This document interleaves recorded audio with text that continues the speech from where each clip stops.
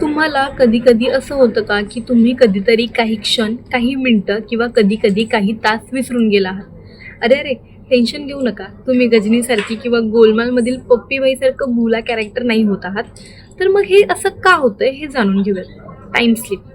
Time slip म्हणजे एखाद्या व्यक्तीला अचानक जाणवणारी अशी अनुभूती जिथे ती व्यक्ती काही क्षण, मिनिटं किंवा कधी-कधी तास विसरून जातो किंवा त्या स्पेसिफिक वेळेबद्दल त्याला काहीच आठवत नसतं.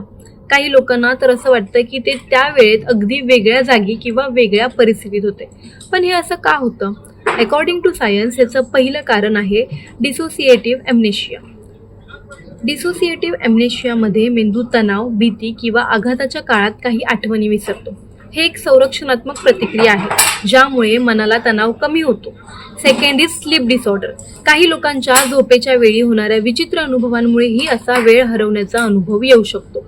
थर्ड इज न्यूरोलॉजिकल अडचणी. मिरगीच्या काही प्रकारांमध्ये किंवा मेंदूंवर होणाऱ्या इतर आजारांमध्ये देखील लोकांना काही वेळा विसरल्यासारखा अनुभव येऊ शकतो. आणि last one is memory blocks. मेंदूत माहिती साठवण्याच्या किंवा आठवणी परत मिळवण्याच्या प्रक्रियेत काही तांत्रिक अडचणी निर्माण होतात. ह्या सर्वांवर आता उपाय काय हे जाणून घेऊयात. सर्वात प्रथम मानसिक आरोग्याची काळजी घ्या. सतत दबाव, चिंता किंवा डिप्रेशन यामुळे डोकं शटडाऊन होण्यासारखी अवस्था येऊ शकते. योगा, मेडिटेशन किंवा थेरपी हे तणाव कमी करण्यासाठी फायदेशीर ठरू शकतात.